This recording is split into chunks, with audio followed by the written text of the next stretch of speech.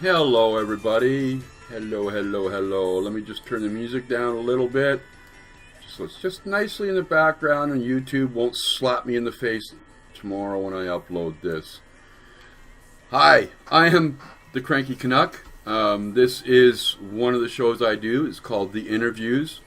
The basic premise is, folks, I sit down with streamers and game devs and we just talk. We have a conversation about the things that they do, the reasons they do, things like streaming and where their interests are. And today we've got actually a good friend of mine, Rawdee, in the house. Hey guys. Yeah, now I know we do this show at about 2 p.m. in the afternoon on Sundays. What time is it where you are? Because I'll 8 p.m. right now. Okay. Because I got to tell you, Rawdee is also one of my co-hosts on Late Night with Cranky and Friends, and he's in Denmark. So when he comes on to do the co-hosting bit, it's like 5 or 6 in the morning. So it is. I should still be asleep. Time. Yes, still be asleep. Thanks for joining me. First off, let's just sort of give some background as to who Rawdee is. Just a little bit of background. Your interest. Just who is Rawdee? Oh, that's a good question. Well, I'm born in 1984, so I'm 30 years old. I haven't been streaming for a long time. I've always loved computer games. I started with a Commodore 64 back in the days when I played Bubble Bubble, Gianna Sisters, and Boo Boo Bubble. Oh yeah, awesome game. Two tiny dragons jumping on the screen, blowing bubbles at monsters, and you capture the monster in the bubble, and then you jump into the bubble, burst it, and the monster dies. Such an awesome game. Okay, simple premise, but okay, all right. So that's basically where I started, with these 8-bit games, and that's in another note. That's why I decided to do everything in terms of my stream very 8-bit-ish, 60-bit-ish, because I'm a big fan of those old games. But yeah, I've been playing computer games ever since I can remember, and I've always been a big fan of tycoon games. After my 19-year-old birthday, I decided to move to Copenhagen, which is the capital of Denmark, where I live. Had a few really bad relationships, and after those long-lasting, really crappy relationships, I decided to just stay single. So I've been single for the last 5 years, and really been enjoying it because it gave me a lot of me time, and in that me time, I've been playing around with producing music. Managed to get 2 official remix releases worldwide, which was epic. I was like, what the fuck? I've been producing music for a few years, and now I have an official release. But the thing that I keep coming back to, even though I start, so then I do climbing, I do bungee jumping, I do all kinds of crazy shit in my spare time. But I keep coming back to computer gaming. I mean, that's. What is it about computer games that attracts you so much that you basically it's become what your primary hobby or wish for a career? It allows me to let off steam. I've worked with leadership and management for the last 8 years, and it's very it's very demanding. It takes a lot of brain activity to manage people, and when you get home from work and you've been on the spot the entire day, it's just nice to do something that it doesn't require that much brain activity. Playing a game that is just it's relaxing. You get into this world where you don't have to think about stuff. So it's basically something to get my mind off of things and bring my stress levels down.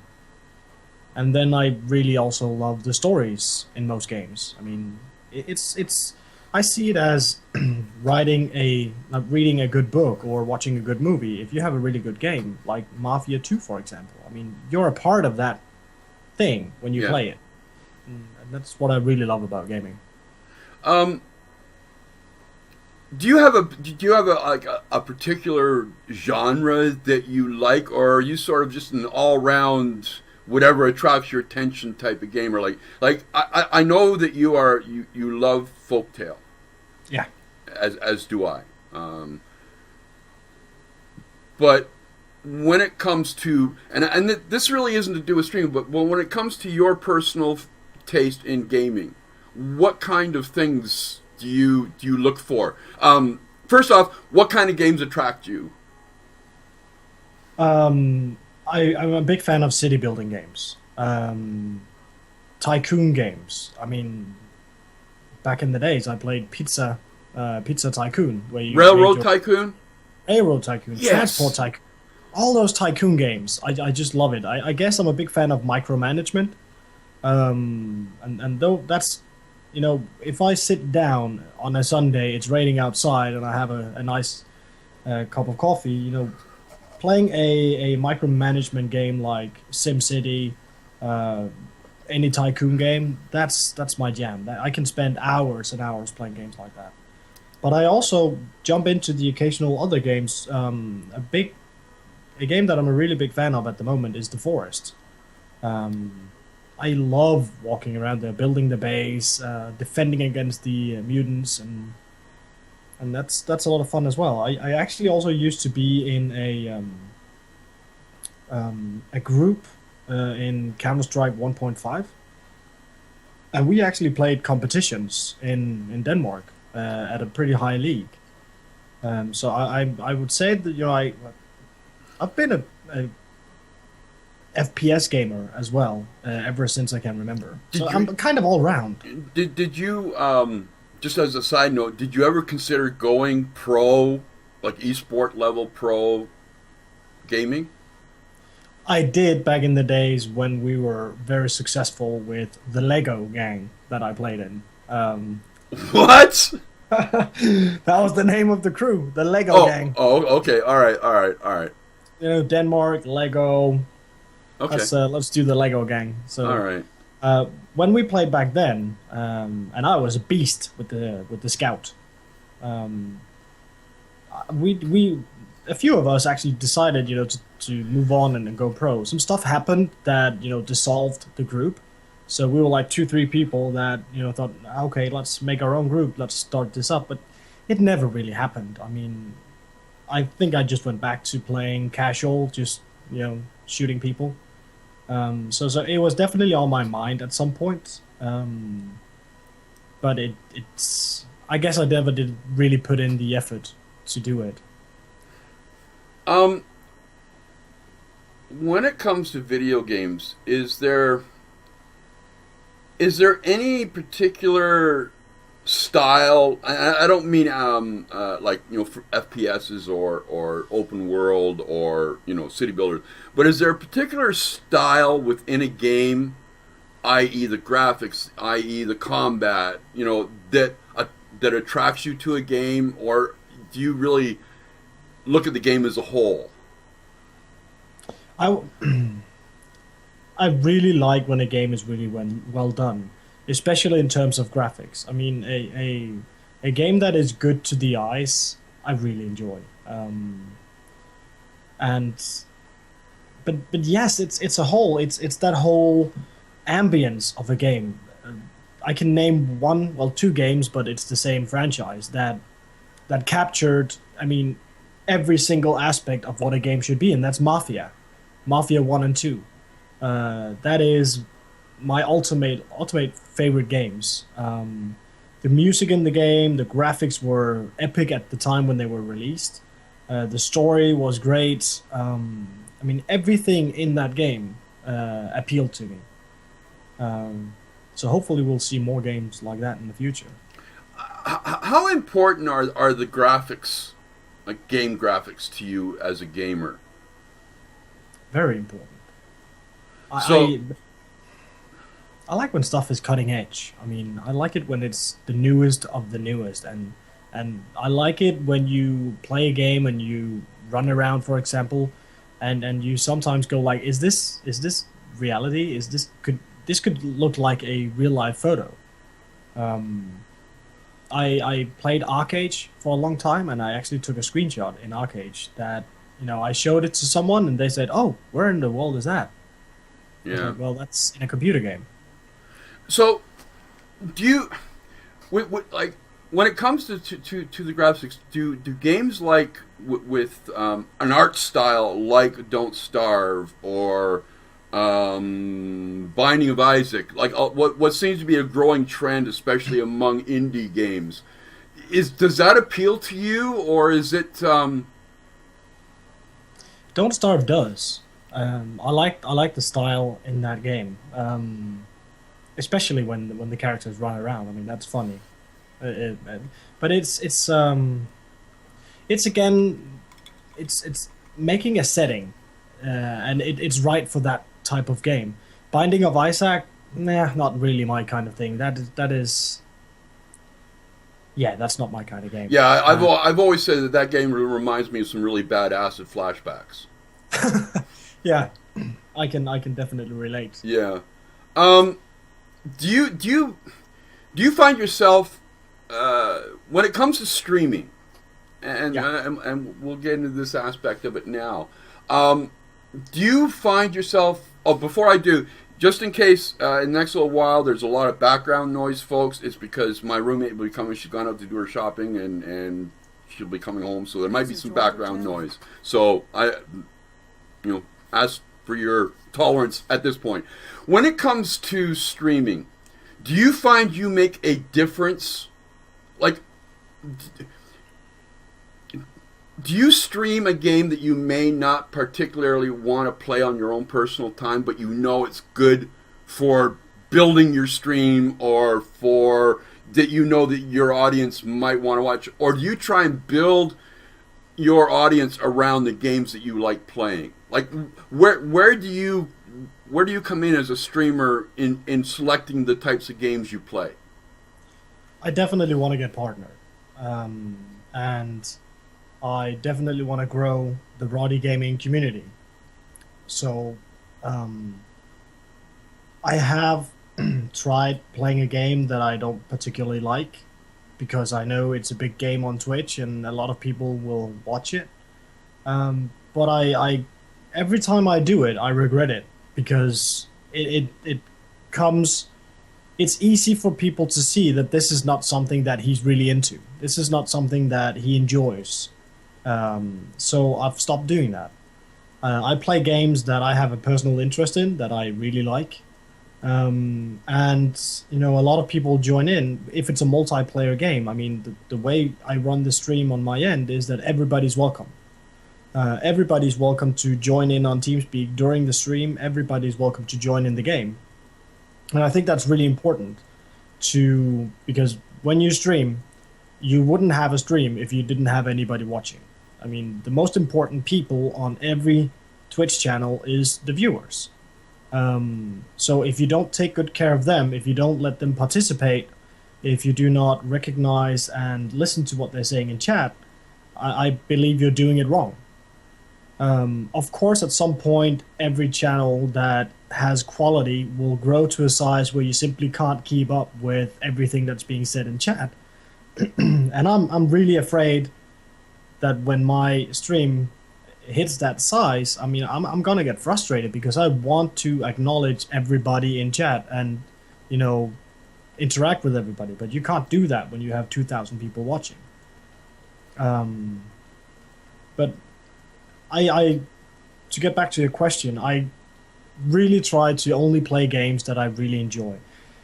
A good example is I've stopped playing Landmark. Landmark is one of the games that have been really, really good to me in terms of viewers and followers. That's how we first met, was through Landmark. Yeah.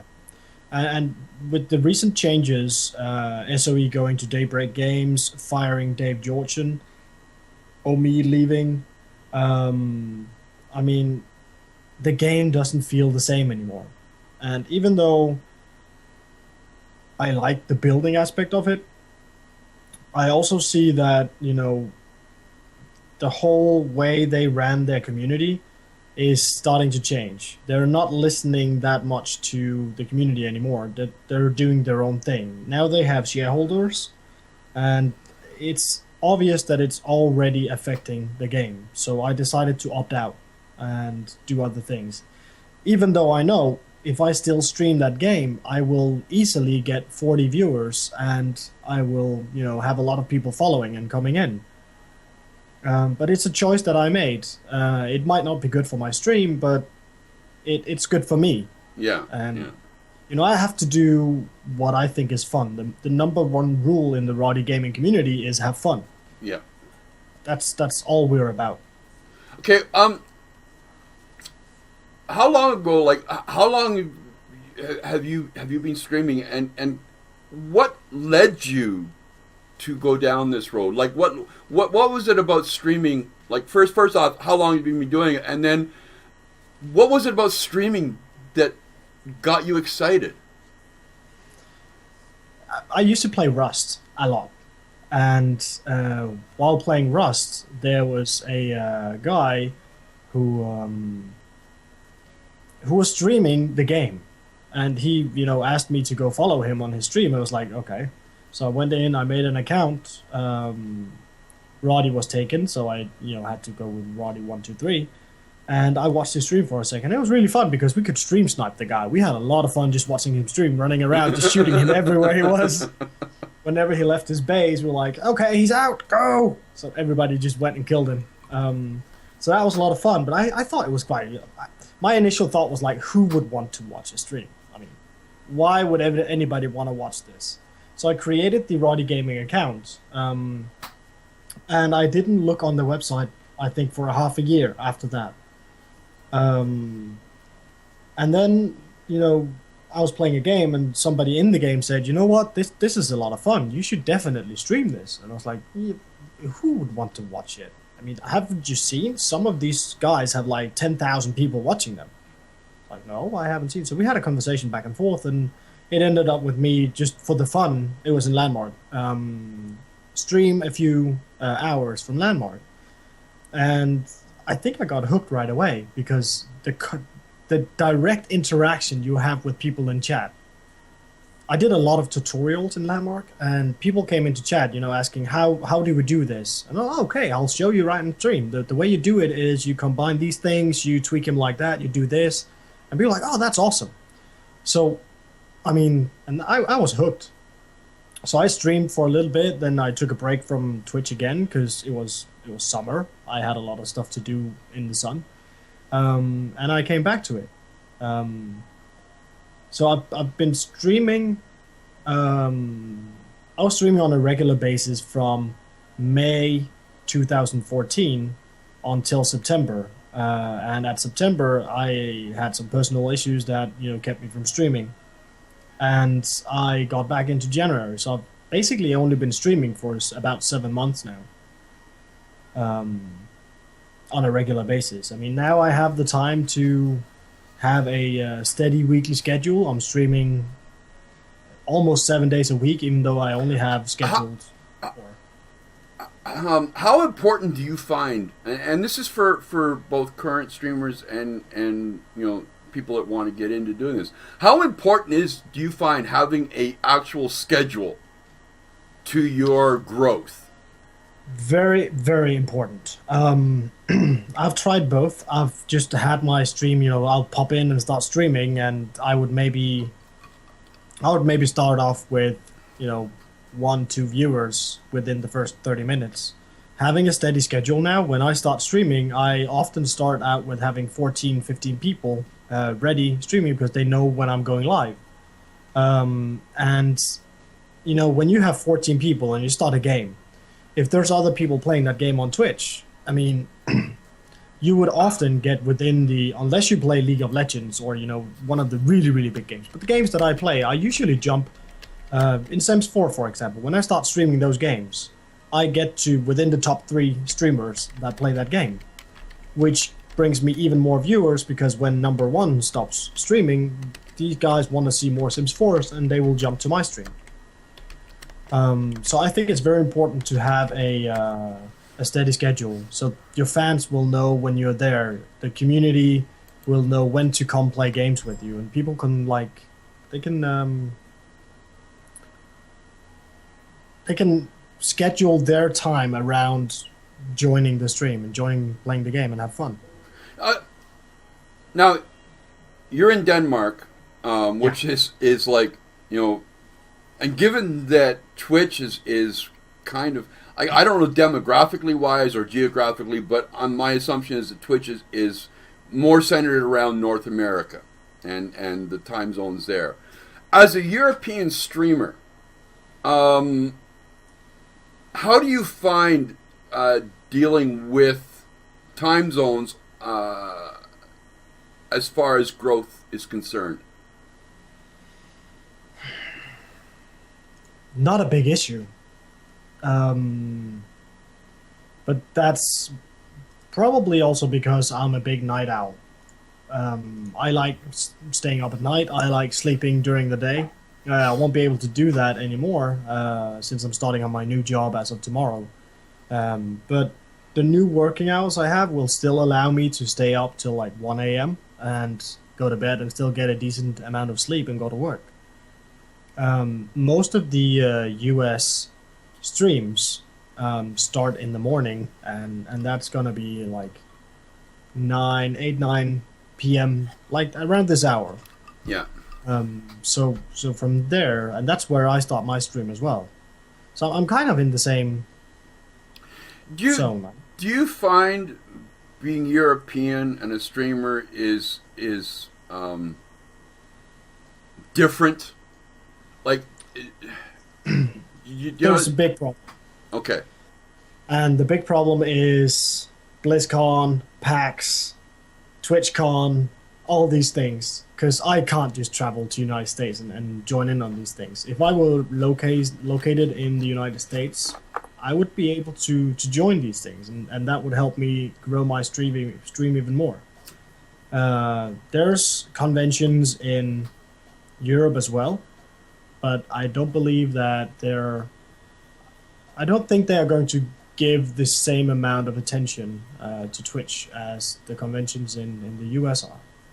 I don't know for sure, but I mean that's my idea. So being in Europe, a big setback is all the conventions, and I will try to get to some of them, but that requires me setting a lot of money aside. I mean, just the plane ticket over there, round trip is going to be $700-800. Yeah. Technically wise, like I know in North America we have issues with broadband providers and so on and so forth. Now, if I understand correctly, you don't have those issues, and how does that make it easier for you as a streamer when you don't have to constantly worry whether you got a cap that's going to smack you upside the head or you're paying an outrageous bill each month? Like, what's the differences technically as far as delivering your content between Europe and North America? Huge. I mean, Europe is very, very, very focused, and especially I know Denmark is very focused on everybody getting high-speed broadband.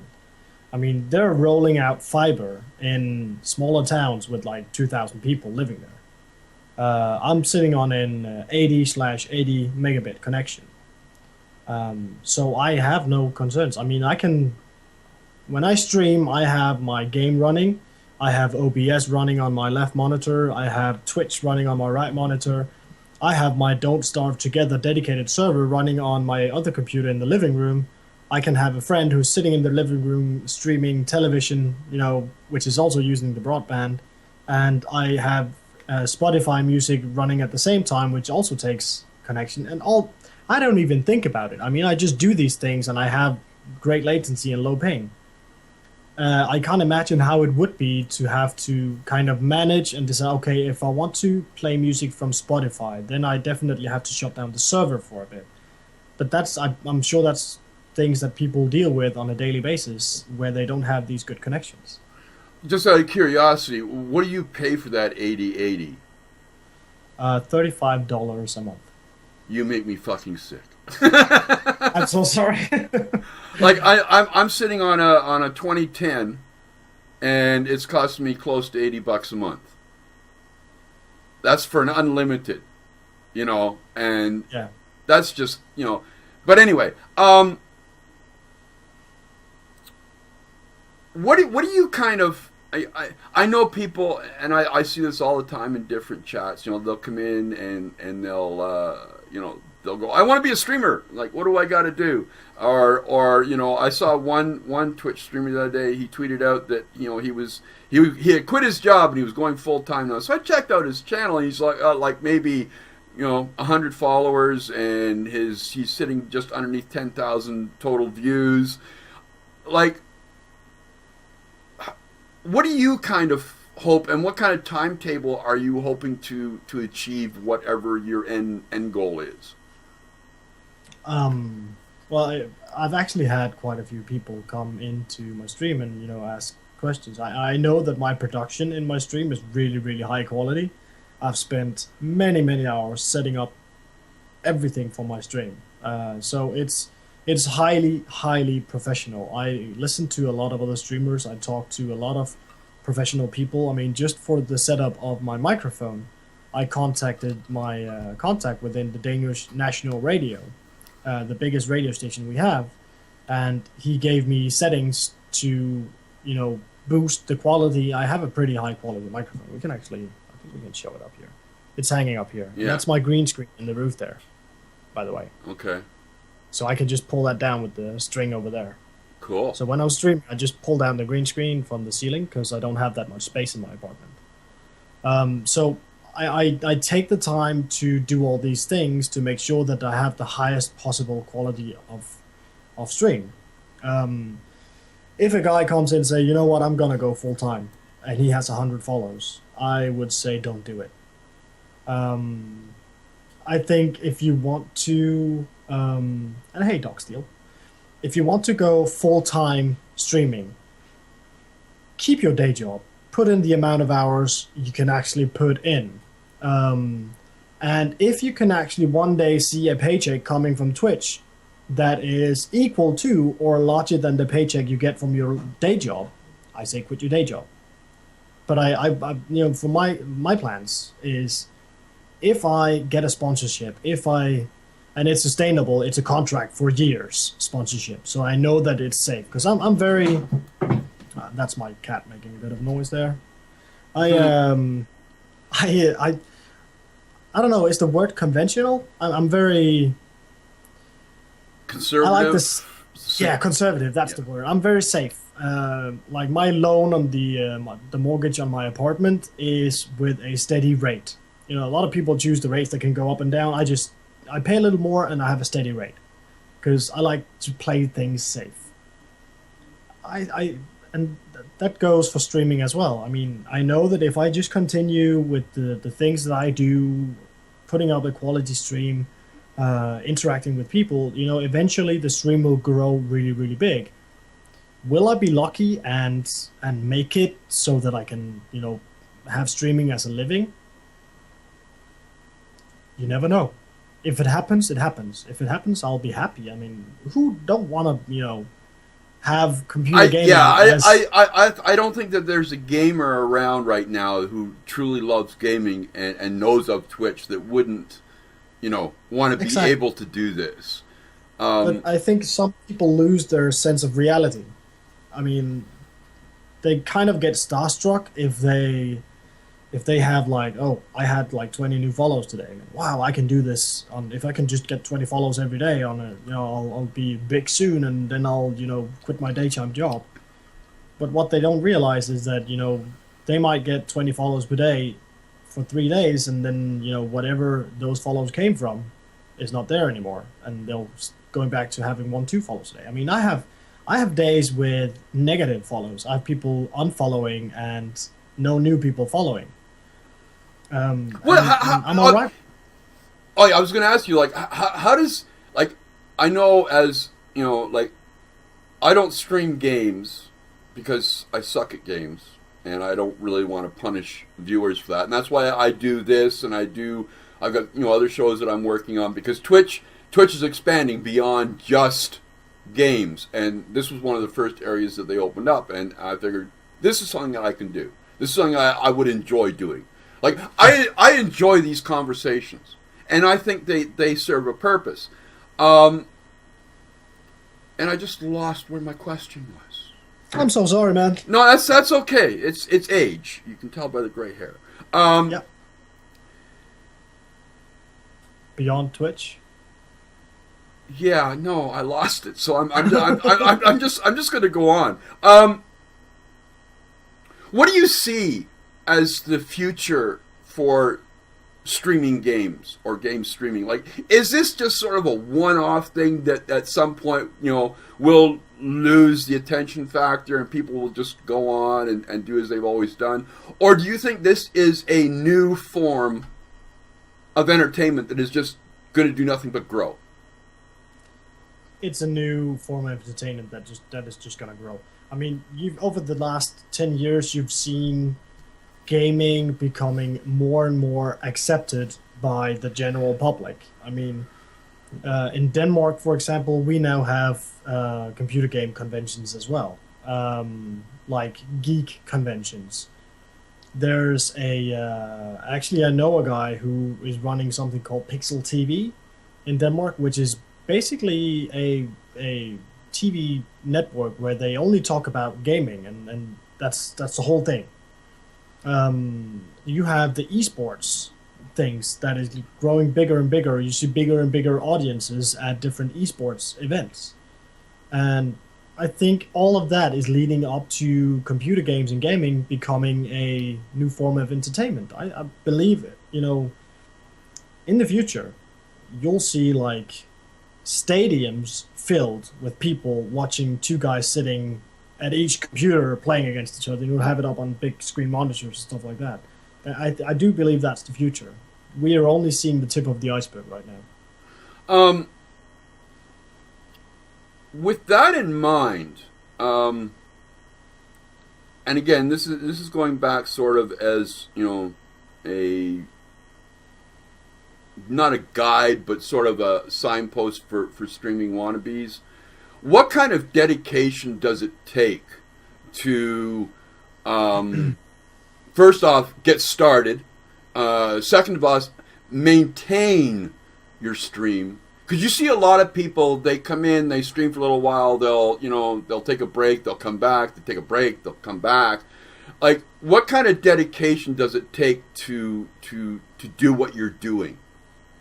And, like, what have you given up in that process, if anything? It takes a lot of dedication. I mean, to have a schedule where you go, every night at 8 p.m., I will be in front of the computer and I will be there for 4 hours. I mean, and instead of doing that, I could go out and just have a beer with friends or do other stuff. But drink scotch with a very nice looking lady in a very scotch. Yeah. you can do so many things, but that's not where my interest lies. I mean, the same goes for everyone else. If you do not have this as an interest, and you're looking at this as something you want to, earn you a quick buck, this is not something you should do. You should do this because you love it. It should be a personal interest. It should be your hobby. If it's not, then it's not for you. I mean, it takes a lot of work. It's not just sitting down in front of the computer, click stream, start streaming.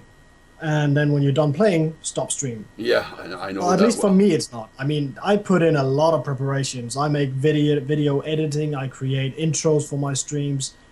I spend a lot of time off camera to prepare a stream. To make sure that, everything is running smooth. Okay, you say you stream for 4 hours a night. What kind of prep time and what is that prep time consisting of that you that you have to do before each stream? Okay, the things that I have to do every time before I stream, every night, I tweet out at least 2 hours before on Twitter, letting people know what I'm going to be doing. I contact a lot of game developers in terms of actually getting new games, new knowledge that I can use on the streams. I like to have the stream not just being me playing a game without using my brain. I like to also, provide people with some knowledge that, is interesting for them. So I contact a lot of people. I've been so blessed to actually have a PR company now send me games that I can try out on the stream. So of course I also try out different games before I actually stream them. Some games I know is going to just work well, so I'll just start them up on the stream. Have never tried the game before and just go ahead. Okay, guys, here we go. I've never even hit the options menu in this game before, so this is vanilla. I've not seen anything, and that's really fun. That's very entertaining, but it brings a lot of issues in terms of and risks. Are the volumes right? Will everything work? Is it a quality stream? And I gotta know, and I think you achieved probably the dream that every streamer has the other day when you were gonna do like a combination Banished and Folktale stream, and you had the devs of Folktales drop in your chat because they wanted to see you stream Folktales, and you had the chance to go live with their patch before anybody else got it. And I was there, I was watching it, and you had a fuck of a time getting that up and going, to the point where like you actually even had, and this was the really great part, you actually had the dev in TeamSpeak talking with you and helping you. What was that like? Like that point where you're having these problems, like you can't get the game to load, everything's just, like, how much did you want to pull out your hair when that happened? I was freaking annoyed, but I was so happy when I found out there was just an exe file blocking it, so a reboot of the computer and everything was running. But it proved my point. I mean, I wouldn't have gotten that dev into my stream and sit and talk unless I have done that preparation time that I do off stream, which is communicating with these guys, getting Simon to know me, that I'm actually a decent guy that won't try to F up something for them. I mean, I've spent time talking to these guys so they know that, okay, I'm a backer of this game. I appreciate what they do, and I will bring something positive to them. I mean, he wouldn't have jumped in to my stream, to my TeamSpeak, and allow me to just sit there and ask him any question I wanted about their game if he didn't have some sort of trust in me. And that's the stuff I do off camera, is, talk to the devs, show them my support and stuff like that. And I mean, it takes a lot of time and energy and effort to have somebody from a game development company come into your stream, say, you know what, Rawdee, let me just upload this patch of the game to Steam and have you the only guy that gets the actual password for this patch, so you can download it and try it 20 hours for everyone else. I mean, what the fuck? That was amazing. And yes, I was like this. I know it's probably the dream of every streamer to have pre-release access to a game. The idea that as someone who is doing this, with a lot of love and a lot of interest, the idea that you are going to be able to stream a game for your community before it even hits the market has got to be the almost ultimate. So it is in exclusive content, especially when we talk about streaming, when we talk about growing your channel, growing your community. Having exclusive access, so everybody can only go one place to see this content. That is the dream of every streamer, because that is guaranteed follows, guaranteed viewers. And that's freaking epic. I mean, I average on 20 to 25 viewers per stream. And during this dev talk with Simon from Games Foundry, I doubled that number. I had a 50 viewer just going on through the entire show. And I mean, imagine having like 100 viewers, doubling that up to 200 because you get some exclusive access. How important, um, how important is the community that builds up around your channel? Like, I know you see a lot of streamers, they've got, 20 or 30 people watching them, and their chats kind of, well, it can range anywhere from, well, depending on who you are. The chat really isn't being either A, paid attention to, or just doesn't seem to be going anywhere. How important is that aspect of streaming to you? Well, I think I covered it earlier as well. I think it's very important that you, as a streamer, keep constant focus on the chat. Because the people that are in chat are the people that keep your stream running.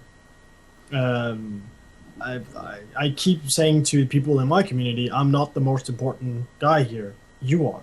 I mean, the people that are watching are the most important people because they are the ones that keep the channel at the top of the list in terms of what games we play. They are the one that bring me a lot of feedback in terms of what is working and what is not working, and are we having fun, are we not having fun. So in terms of channel growth, if you do not pay attention to your community, if you do not give them all the love that they deserve, you're not going to make it. You're not going to go anywhere. When it comes to streaming, I know a lot of people figure you can just have a webcam and hit the old stream button. You are, and that's one thing I really admire about you, and actually I've taken a lot of what I do to heart from what you do. You have said that production is probably one of the most important parts of your building this stream. What kind of production and what kind of equipment, what kind of software do you use to do this? Just, so that people, understand the commitment that takes, and also for people that want to look into doing this more professionally, so that they know what to look for, what to pull in. So the question being, what kind of equipment are you using? What kind of software are you using? And really, what kind of financial commitment does that take? Financial commitment is a lot. It's really expensive. I am a paid subscriber at Adobe Photoshop, Adobe After Effects, Adobe Audition, and that's not cheap programs. I am also a paid subscriber at Cyberlink. What's it called? The video editing software. I know the one you mean. Yeah. I keep forgetting the name of that program. Something production. Yeah. So I use, in terms of my intro movies, in terms of the videos that come in between switching games on my stream, I use After Effects and Cyberlink to make those transition videos. I use some stock footage from a website called Video Blocks, and I get some After Effects templates that I then edit, because I'm not a graphics guy in terms of video editing. So when I do these things, when I edit it, I have to YouTube stuff all the time. I have to Google stuff up all the time because I don't know how to do things. So I'm basically learning by doing. I mean, it was a good tip I got from a friend in terms of getting Adobe Audition, and I tried setting it up, and it didn't really improve that much. Until I actually took the time to talk to people that have knowledge about this and could tell me, you have to set it up this way. So, I mean, in terms of my studio, I have a GA Project studio mic, which I had I've had it for many years before even I started streaming, but I had it in terms of music production as well. I have a really, really high-end computer that I paid $3,000 for. It's a beast. And also I have my old gaming computer that I'll eventually use as a dedicated streaming machine. I just need to get the funds to be able to buy a capture card. And I need to figure out what is the right capture card. How much research do you do in when it comes to doing your production? Like I know you mentioned you Google and you do this, but when it comes to the hardware end of it, like you're obviously not a spontaneous buyer. No. So what kind of research do you do into your equipment? And is it important to do that? Or can you just sort of pick up a deal as it shows up on Amazon? It's very important because, I mean, I bought my old computer, the one before this one, when I was streaming. And I decided to go with an i5 processor, and it simply couldn't handle the stuff that I wanted to do. So that was a failed purchase. It's going to do really great in terms of a streaming computer, but for gaming and streaming at the same time, it wasn't powerful enough. And I tried researching. I have a company in Denmark that builds computers, professionally focused on building computers for gamers.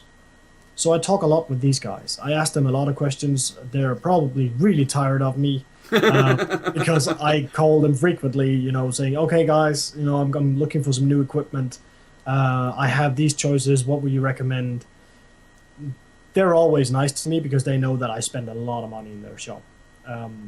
So I'm a good customer to them. So that's also why I feel okay by, I'll sometimes call them and ask them questions because they have the expertise that I do not. They do that for a living, and I'm not the big hardware geek. I mean, I can buy all the parts for a computer and I can put it together, I can get it running, but that's about it. I don't know a lot about, for example, multi-threading and stuff like that.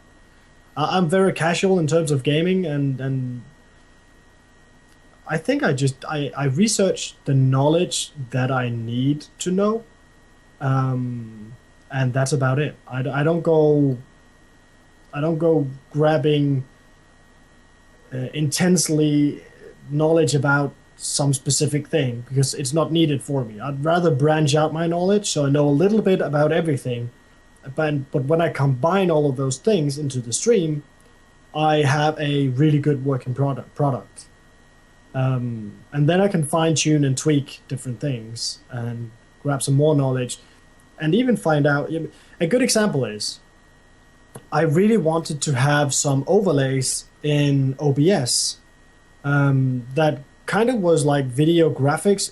For example, when you see a news broadcast, at the bottom you will have this thing coming in from the side, breaking news and some text going over it and everything moving out again and stuff like that.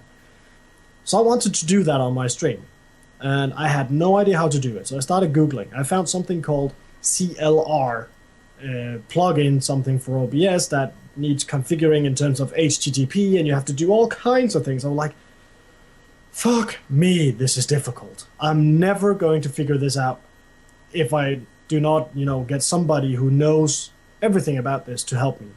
I know that Carnage is using it, and it looks great on his stream. And then, all my good ideas I have in the shower. I don't know why, but when I'm in the shower, that's where my brain goes, okay, so now you're standing, you don't have a pen or you don't have anywhere to type something down, so let me just give you this idea so you have to shut off the shower and go out and write it down. My brain does that all the time. It's really freaking annoying. But I was standing in the shower and I just came up, okay, why not just, I have After Effects, I have these movie editing programs, why not just make a video file with an alpha background where this graphic comes in and make the video 10 minutes long, set it to loop. So every 10 minutes, it restarts the video, the graphic comes in, and then there's nothing showing. And put that as a layer on top of everything on OBS. And it freaking worked.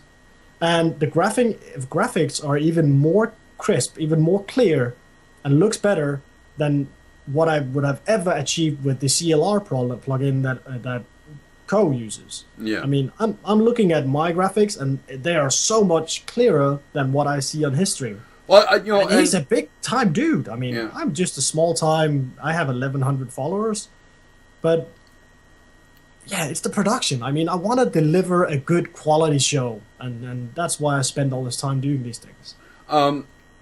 Red Mage, can you throw in his Twitter link, Twitch link for his stream. Also throw in his Twitter account, because I want to get that in a minute as well.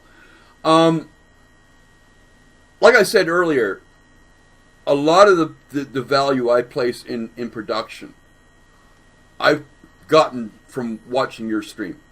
And I have to say that I watch a lot of streams, and I've got to actually do better at that and watch even more, because I want to be able to grow what I'm doing, which means I've got to be further out in the Twitch community.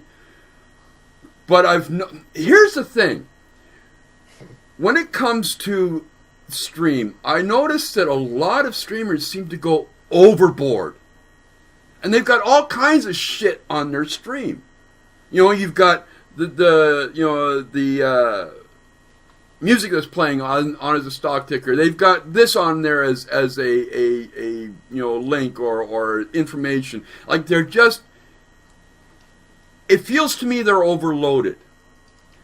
How do you, and that's what I noticed about yours. It's crisp, clean, and that really attracts me. I like crisp and clean.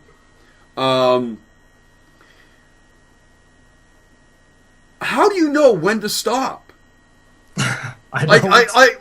No, seriously, because I notice you do not overload your screens. Okay, you will have information in there, right? But you don't overload it. So how do you know where that breakpoint is? And do you think that viewers really appreciate that abundance of shit on the screen? I mean, that's a really good question. I really love the Twitch community, and I often roam around at the bottom of the food chain, where I look at brand new streamers. I go in, and then they get really excited because, yay, finally somebody's watching.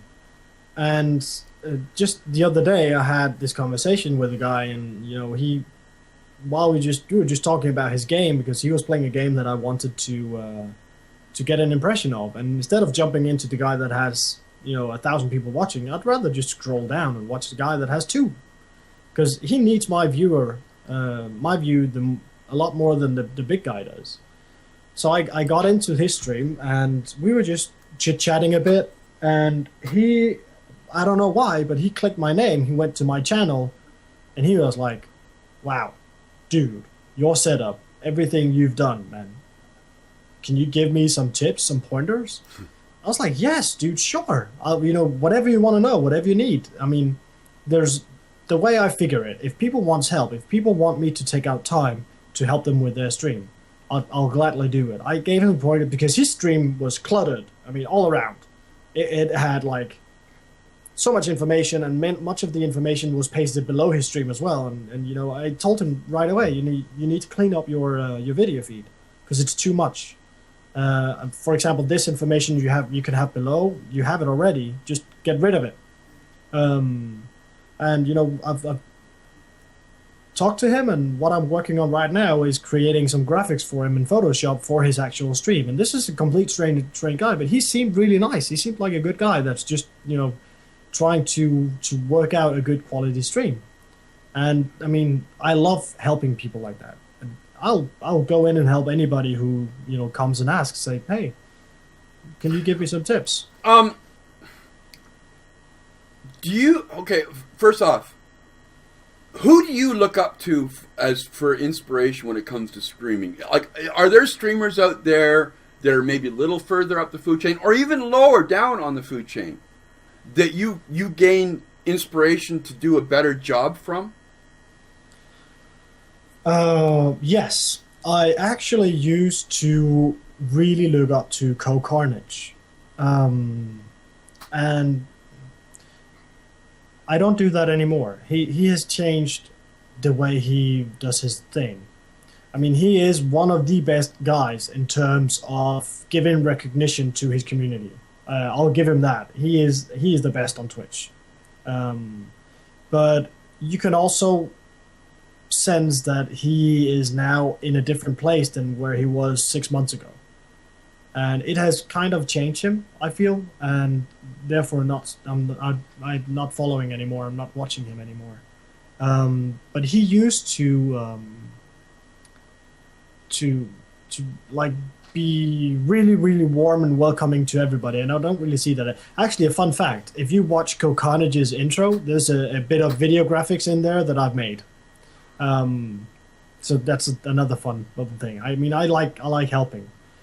Uh, Dizzy Disaster is a big inspiration to me. I feel so blessed of being in the Fallout zone. I mean, I have nothing but positive things to say about Dizzy. He is doing Twitch the way I feel like everybody should be doing it. He's doing the right thing.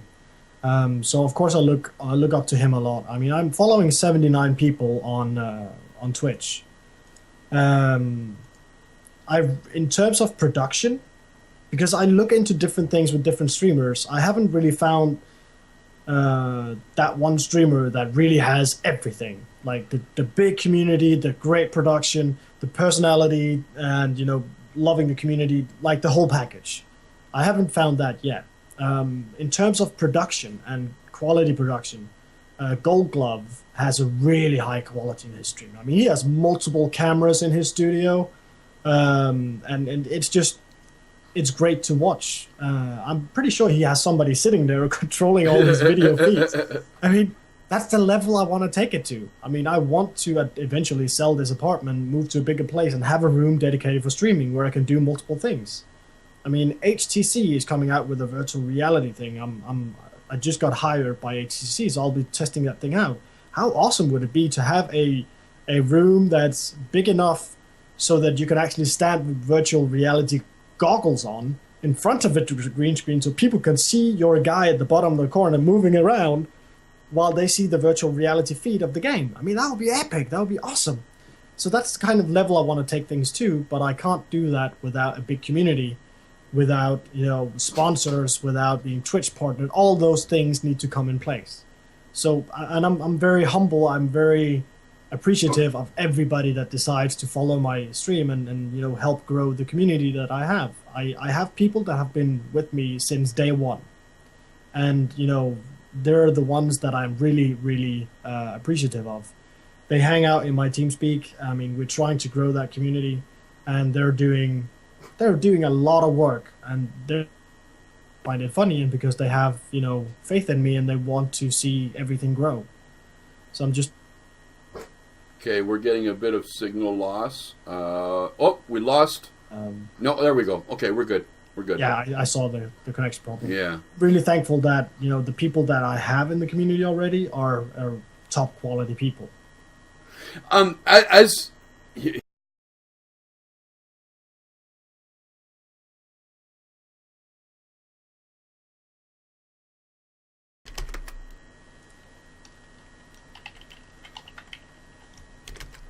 Okay, we should be back. Okay. Hopefully Twitch picks it up. Hopefully. Come on now. There we go. Okay, Twitch is loading back up. Do you find yourself gravitating more to streamers on your own level, or just a little bit above, or just a little bit below? Or do you, like, what's your parameters for following somebody on Twitch? If I like them. I don't care if it's 10 follows, 10,000 follows.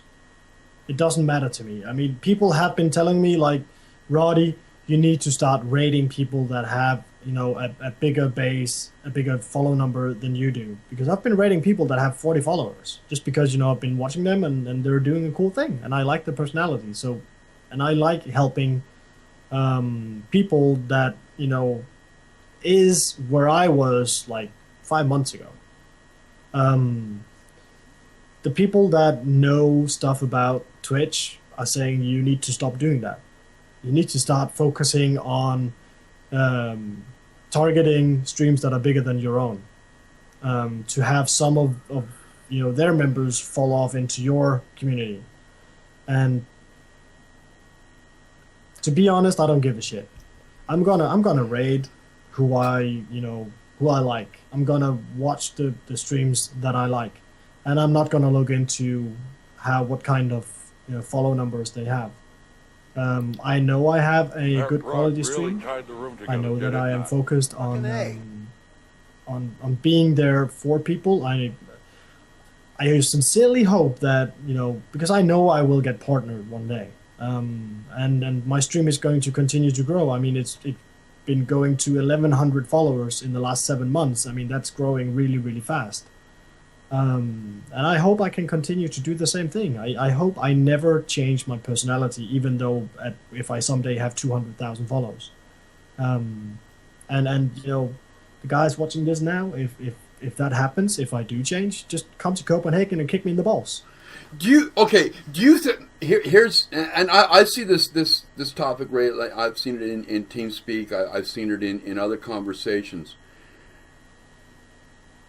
Do you think that there is an inherent risk that as you grow in popularity, you do change? And first, let's just kind of deal with that. I've seen people change. Fame does funny things to people, and I hope that who is to say that I will get really popular? I don't know. I know that the stream is going to continue to grow, and it might do that with a steady pace as it has from up until now. I might go viral with something and it'll just explode. I'm just really. I kind of compare it to moving to Copenhagen. I mean, I come from a place in Denmark where we are very laid back. We like everything is gonna be all right. People who live in Copenhagen are very stressed all the time. They have to hurry to everything, and everything has to go really fast and blah. And I've maintained my personality from 11 years ago when I decided to move to Copenhagen. I'm still the same, even though I moved to a different city, to a totally different culture. I'm hoping I can do the same thing with streaming. Just maintain who I am right now. Why do you think? And if you've got any good examples of where this has happened, but why do you think that in the world of streaming that change happens? That what was a good streamer and cared about his community changes to an asshat with a toxic community. Money. People get a lot of money, they start not caring. It becomes a financial thing. It becomes all about how can we make even more money. Now we're making a good amount of money, how can we make even more? So I think money takes over as a priority as to the community. I'm not saying I don't have any concrete examples of this being a reality, but that's, when thinking about it, that is the closest thing I've come to a solution to why people would change that much. When it comes to streaming, and as with life, we all have our low points and high points. But when it comes to your streaming life, what's been one of probably your lowest points?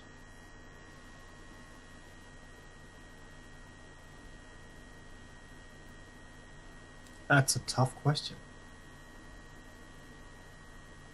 And why? I at some point had some trolls coming into my chat, and I sank to their level, and battered at them live on stream. I felt really, really bad afterwards. And I was like, why the fuck did I do that? I mean, I should have just ignored the guys. I should have just not even paid attention, let my moderators do whatever they do, and just continue with my thing. But it kind of annoyed me, and their comments were really hurtful as well. So I just decided to go rampage on them, and that was really low. I mean, I actually know that I lost some followers to that because they did not approve of what I did. So that was probably the worst thing that I've experienced with Twitch. But I'm still happy that it happened because it made me think about, okay, how am I going to handle this in the future? I mean, it's bound to happen again, even with streams growing. I mean, there's going to be more and more asshats coming into chat and being dickheads. Um, and what we have decided in the community is that when we have an asshat in the chat, and I notice it, what I'm going to do is go ahead and say, you know what, guys, look at this guy right here. I'm going to name him. He looks like he needs some love. How about everybody give him a hug, everybody tell him how great he is, and these trolls get really confused. I mean, like, he comes in, says something really nasty to me, and I just, give him a lot of love. It's like, this is a great guy. Come on, guys. Give him some love, give him some hugs, and they just get confused and they leave. So, I mean, and I wouldn't have come to that. I think it's a great thing to do when you get trolls. I wouldn't have come to that unless I would have had this, this low point where I was like, fuck, why did I do that? Okay. Now for the flip side, what's been one of your highest points streaming so far, and why was that?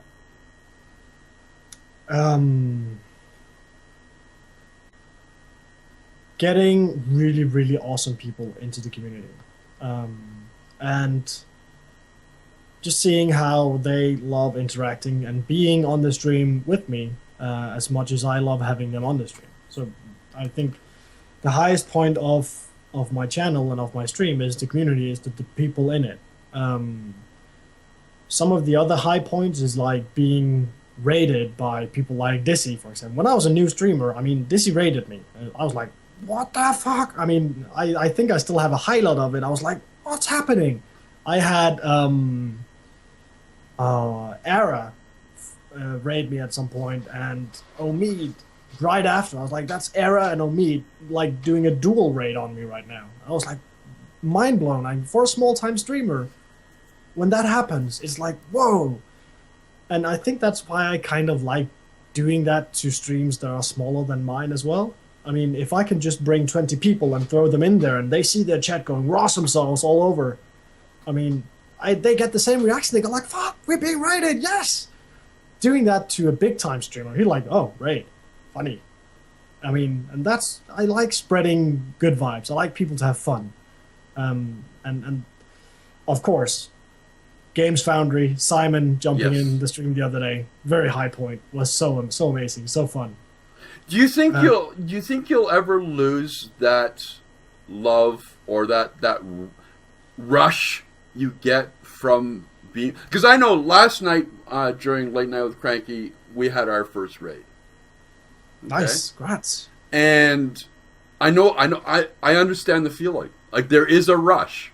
And it's like, holy shit, there's somebody out there that likes me enough that they want to share their audience with me.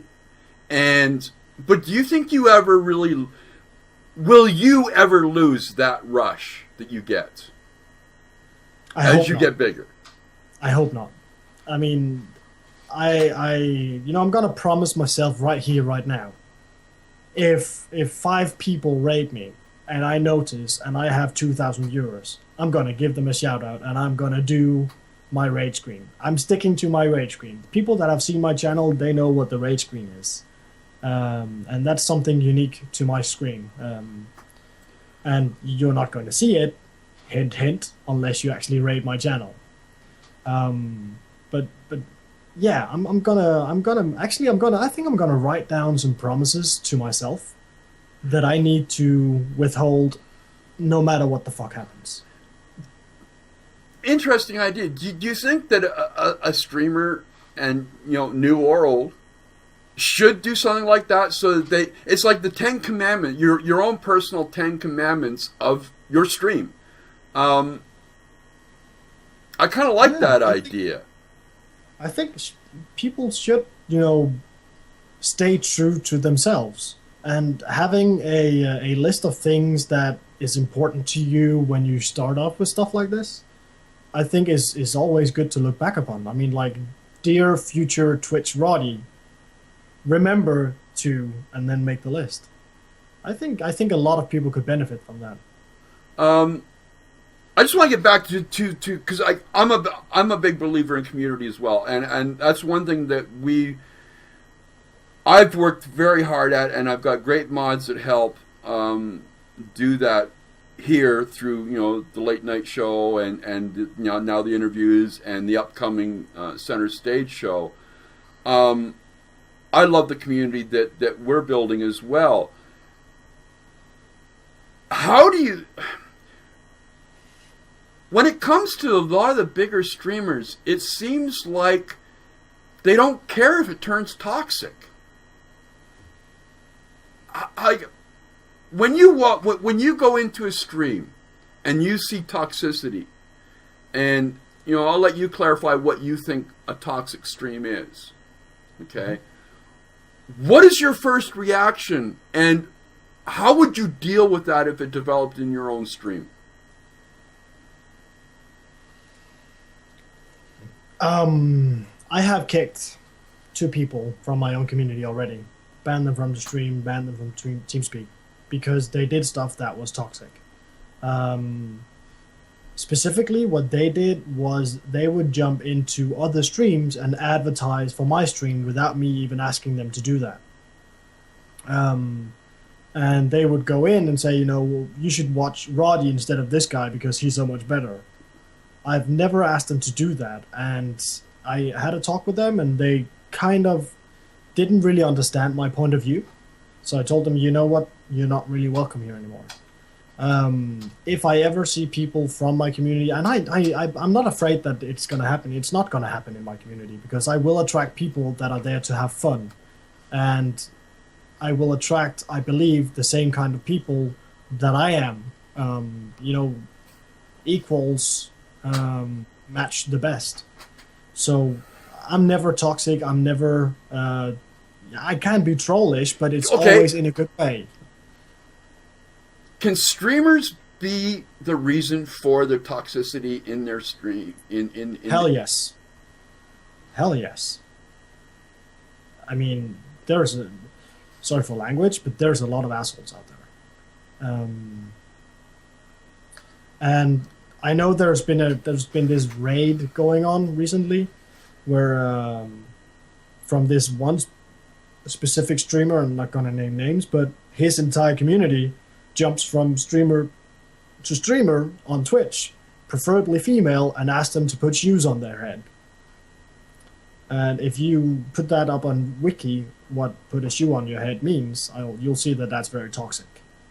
And that guy should just, because they're fans of him, and he is apparently approving of this, because he knows it's going on and he's not stopping it, and that's very, very toxic. And I think that even Twitch should jump in and do something about that. They can only ban the viewers from the community that does this, but they can see where it originates from. They should have a talk with that guy as well.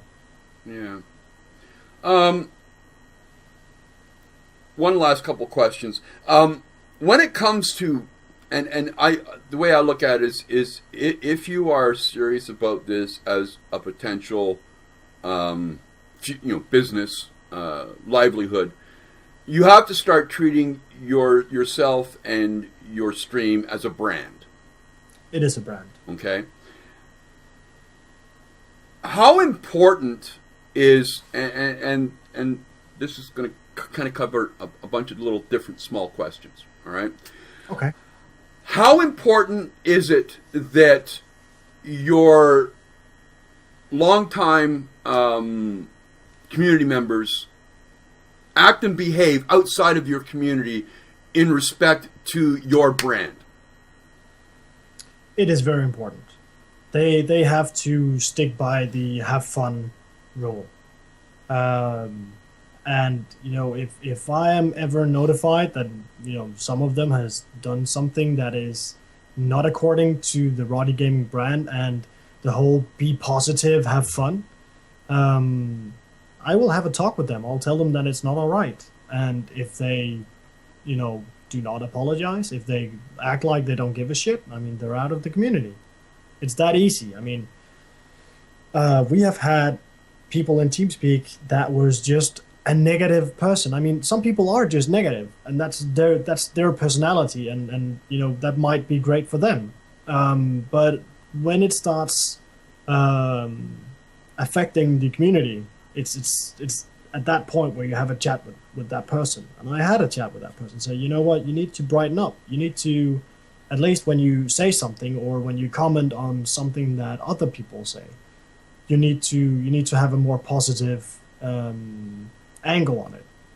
I'm not saying that there's anything wrong with your personality. I love you as a dude. You're awesome, but you need to change the way you act.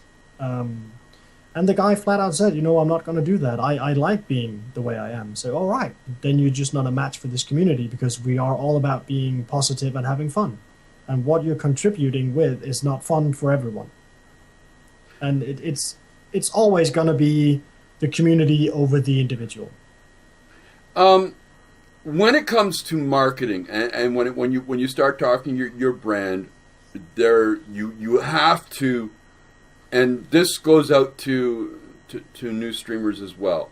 You have to start figuring out your marketing campaigns, because that's if you want this to be a livelihood, if you want your brand to go beyond just the 4-hour stream with 20 or 30 viewers and the growing number of follows, but they never reach anywhere. You have to start looking at marketing. And I believe me, trust me, I hate marketing. I hate marketing speak. Okay? But the reality is you do. Now, one thing I've noticed a lot with gamers, okay, and I'm coming from spending many, many years writing about technology, writing about social media and all this. And it makes my brain hurt. I notice a lot of gamers, I don't have a Twitter. Got no use for Twitter. And my first thing is, then you're not going to go anywhere. How important is things like Twitter, Facebook, even Instagram or Tumblr? How important is that to a streamer? To be honest, I don't really know. The Fallout Zone, the streaming group that I'm in, led by Dizzy Disaster, has recently taught me how important Twitter is. That I need to, tweet out. I need to respond to people on Twitter. I need to use Twitter as a tool alongside the stream. So I've started doing that, and I can actually see an increase in viewers I'm getting because I'm doing this. So I believe that it's very, very important. How important it is, I do not know. I have my YouTube channel, I have a presence on Facebook, I have Twitter, I have my Twitch. I mean, I'm spreading out the brand. I'm not putting the same amount of energy into everything. Hopefully with time, the community will grow to a size where we have some people that we can, that finds it funny to put different stuff on Facebook. I have a guy in the community that is going to get into creating highlights for me. For the stream, so I don't have to because I spend a lot of time figuring out what needs to be highlighted. So I'm going to have a guy that's just going to be focusing on making highlights. Okay. So I think in terms of marketing, yes, I think as long as the stream starts growing, we'll be more and more people that love that community that is going to see, okay, if we want to have the community grow, we all need to pitch in and do stuff. So do you think now, I'm sorry to interrupt, but this kind of leads into an interesting thought. Do you think that as you grow, there are people within your community that become personally invested in helping you grow, and why is that? That's a really good question. I know that there are. I mean, I have people that are devoted to Rawdee gaming. And mainly I think because I'm starting to consider these guys as friends, as really good friends. And I think that's it. I think it's friendship, but why they want to devote their time? Because I had a guy, like one of my mods was like, "Don't you want to play with us? Don't you want to interact? Join the games. You know what? I'm gonna give you this game so you can play with us." Because he didn't have the funds to get that game. And he was like, no, you know what, to be honest, I actually like moderating more. I like just, being in chat, interacting and moderating and making sure that everything is running smooth, make sure you do the right things and making sure, everything is great in terms of audio and monitoring, making sure this is good. That's what I like. Like, okay, dude, you go ahead. And I mean, it's just about allowing people to be themselves and have fun with what they're doing. How does that make you feel when that sort of realization that people are investing their personal time with no thought of compensation, but just because they want to see you succeed? How does that make you feel? It makes me feel overwhelmed to the extent where I might cry of joy. Because, I mean, having people that do that, I mean, yeah, I don't really have words for it. It's amazing. And that is why Twitch is so awesome. I mean, you meet people, you interact with people, and you just, yeah, people are awesome. That's probably the closest I can get to expressing what I think about it. Because, I mean, it's not different than me making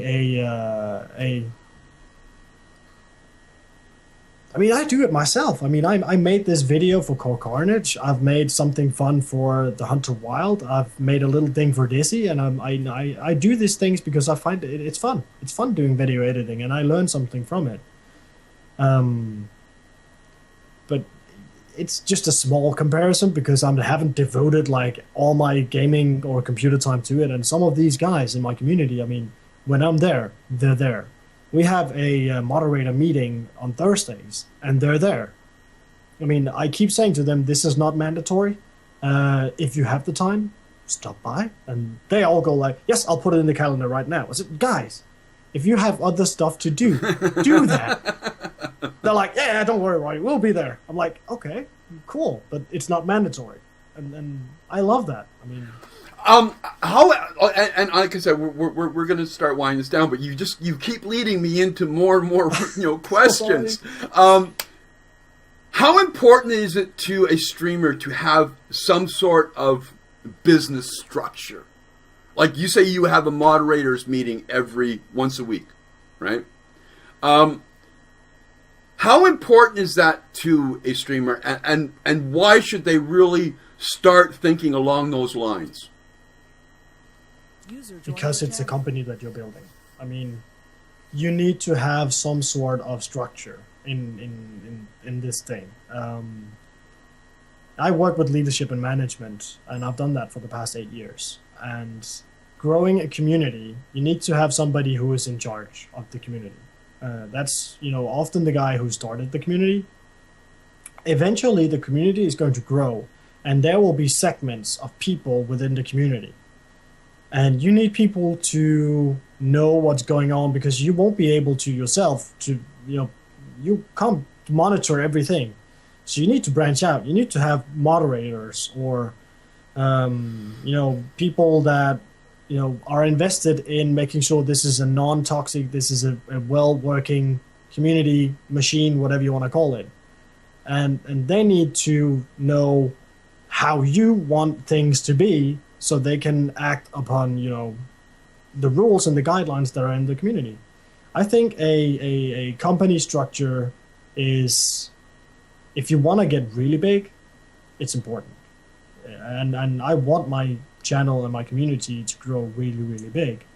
But I don't want it to get toxic or to get... I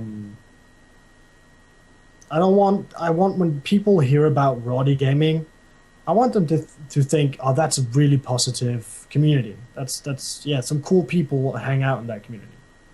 And we can't do that if we don't make sure that people know what we're all about, and know, especially, more importantly, know, why am I here? Why am I in this community? What am I getting out of it? And what they are getting out of it is a lot of cool friends that are there to have fun, to enjoy playing games with other people in a positive environment. Okay, let's kind of wind down. Are there any last thoughts of you personally, and any last thoughts as you, the streamer? No, I would actually like to flip the conversation onto you, mate. Because what? No, that's not how this works, dude. This is not how this works. I asked. It's awesome what you're doing. I really enjoy being on this show. I enjoy being on the late night shows as well. It's very different to playing games.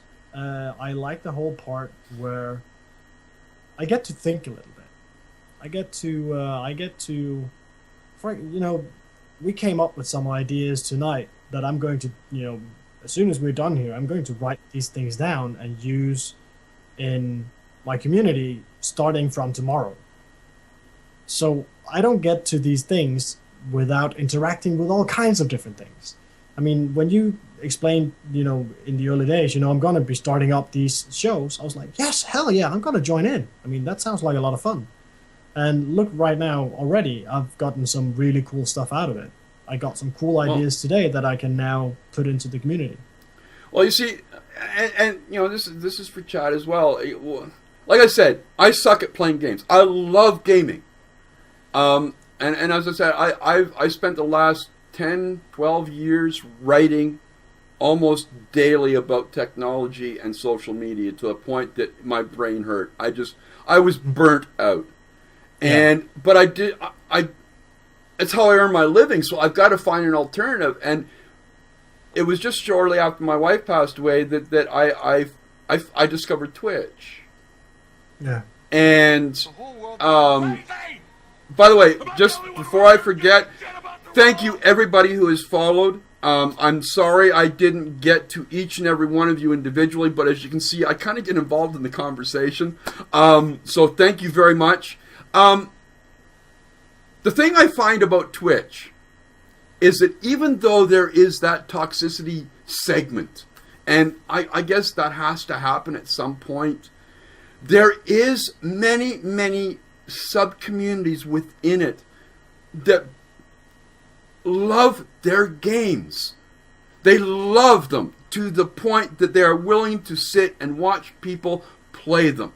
And that, to me, when I came across Twitch, and like my reaction was like a lot of people, who the fuck is going to sit for an hour or 2 hours or 3 hours and watch somebody stream a fucking game? Like, it made no sense to me. I didn't understand it. But once you start, it's like it's not just the streams. It's the community. It's the community that builds around them. And while I'm not a good game player enough, because I don't want to punish my viewers by making them suffer through me playing a game, I want to be able to contribute. Yeah. And this is how I can do it.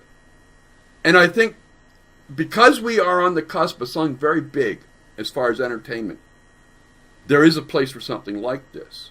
And I think things like the late night show and these interviews are good for the viewers, the communities, because they get to see people like you in a different light. They understand why you're doing it. And I think that can add a great depth to your community. Do you kind of agree with that, or what's your thoughts? I agree. I mean, I think that it's also to kind of touch what we spoke about earlier in terms of will Twitch and streaming computer games be like something maybe you'll see that on regular TV networks in the future. I mean, Twitch is a combination of multiple things. You have the community, then you have the personalities, and you have the games. And when you put these things together, you have a finalized product. And, you can have a streamer that plays games that nobody likes, but he's a really awesome person, and people will watch it anyway.